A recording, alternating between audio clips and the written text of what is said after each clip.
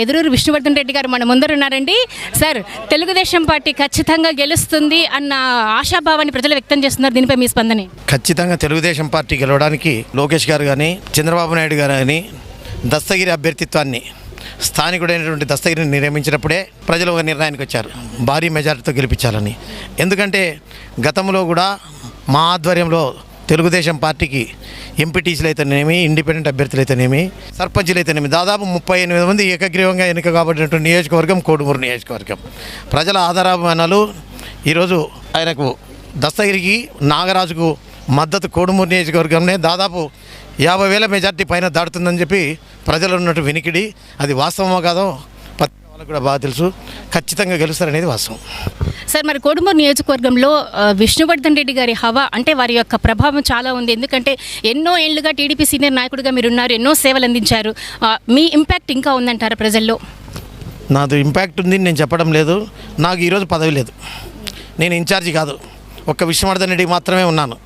విష్ణువర్ధన్ రెడ్డిగా ఉన్నాను.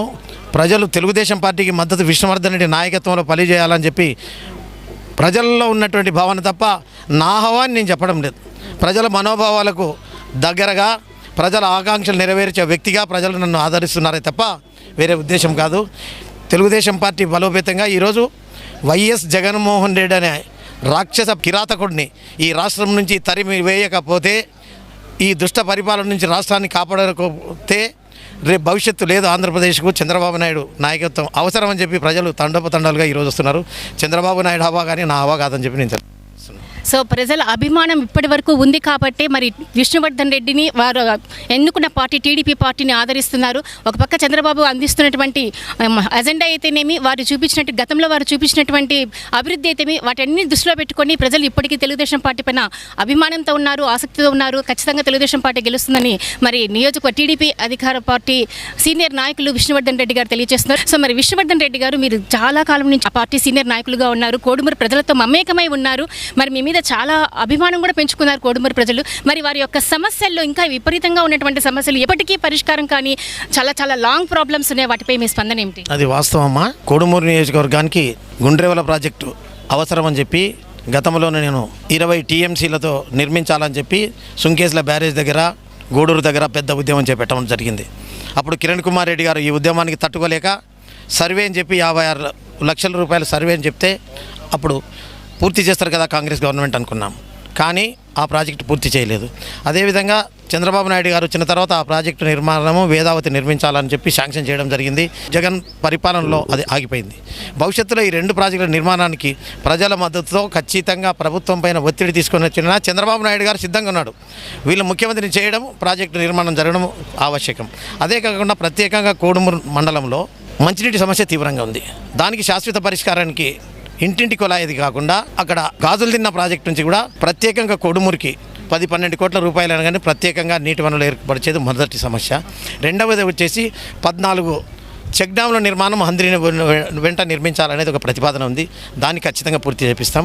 అది కాకుండా అక్కడ ఒకటి కొత్తపల్లి అని చెప్పి ఒక గ్రామం ఉంది. అక్కడ 80 ఎకరాల చెరువు ఉంది. హంద్రినేవా నుంచి నీళ్లు పోతున్నాయి. 4 కిలోమీటర్ల పైప్ లైన్ వేపించి అక్కడ శాశ్వతంగా నీటి సమస్యను పరిష్కారం చేస్తే అక్కడ నుండి గోరంట్ల అయితేనేమి, అనుగొండ అయితేనేమి, కోడుమూరు రైతాంగానికి పూర్తి సమస్యలు తీరుతాయి. అది నిన్న మీటింగ్లో కూడా చెప్పాను. ఈ 3 ప్రభుత్వం పైన ఒత్తిడి తీసుకొని వచ్చి చంద్రబాబు నాయుడును, లోకేష్ గారిని ఒప్పించి తప్పకుండా కోడుమూరుకి మంచినీటి సమస్య, అదేవిధంగా హంద్రినీవా నుంచి ఆ కొత్తూరు చెరువుకు 4 కిలోమీటర్లతో చెరువు నింపి రైతాంగాన్ని కాపాడడం. 14 చెక్ డ్యాములు అంటే హంద్రిలో వల్కూరు మొదలుకొని లక్ష్మీపురం వరకు 15-14 చెక్ డ్యాముల నిర్మాణం చేస్తే రైతాంగానికి తాగునీటి సమస్యను ఖచ్చితంగా నెరవేర్చే హామీని ఇవ్వడం జరిగింది. మా ఎమ్మెల్యే గారు, ఇప్పుడు నాగరాజు గారు కూడా కర్నూలు మండలం నుంచి ఎన్నిక కాబడినటువంటి వ్యక్తి, కురువ సామాజిక వర్గానికి చెందినటువంటి వ్యక్తి. ఇద్దరు కూడా అత్యధికంగా మెజార్టీతో గెలిపించడానికి కోడుమూరుకు ఒక చరిత్ర ఉంది. గతంలో కూడా 93లో 32,000తో గెలిస్తేనే ఒక ఎంపీ గెలవడం జరిగింది. అదేవిధంగా ఒక అభ్యర్థికి 53,000 మెజార్టీ అప్పుడు కూడా మా మద్దతును ఇవ్వడం జరిగింది.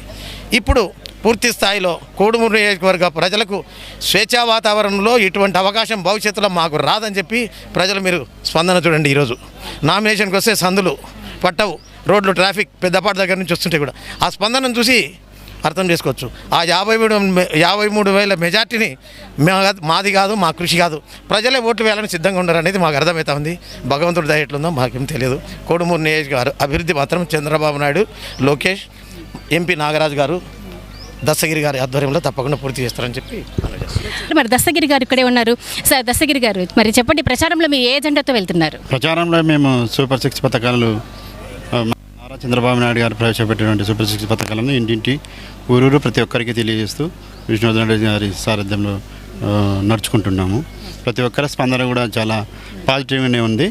వారి యొక్క సమస్యలను తెలుసుకుంటూ మేము స్పందిస్తూ ముందుకు అలాగే వెళ్తాము. అలాగే తెలుగుదేశం పార్టీ ఆదేశించినటువంటి మేము అలాగే ప్రతి ఒక్కరికి సూపర్ 6 పథకాలని తెలియజేసుకుంటూ ముందుకెళ్తున్నాం. ప్రస్తుతం మరి నియోజకవర్గంలో అలుముకున్నటువంటి సమస్యలు అంటే నీటిపారుదల సమస్యలు కానివ్వండి, తాగునీటి సమస్యలు, వీటిపై మీరు హయాంలోకి వచ్చాక, అధికారంలోకి వచ్చాక మీరు ఎటువంటి చర్యలు తీసుకోబోతున్నారు? కోడుమూరులో ప్రధానంగా వచ్చేసి నీటి సమస్య ఎక్కువగా ఉంటుంది. సాగునీరు, తాగునీరు. దీనిని పునర్నిర్మించాలంటే గుండ్రేవుల ప్రాజెక్టు దీనికి శరణ్యం.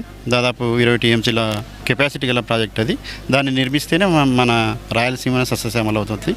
దాన్ని నారా చంద్రబాబు నాయుడు గారు సీఎం అయిన తర్వాత ఆయన ఇంతకుముందు దాన్ని శంకుస్థాపన కూడా చేశారు. కానీ ఇది రివర్స్ టెండరింగ్ ద్వారా దాన్ని క్యాన్సిల్ చేసేసారు ఇప్పుడున్నట్టు వైఎస్ జగన్మోహన్ రెడ్డి గారి ప్రభుత్వం.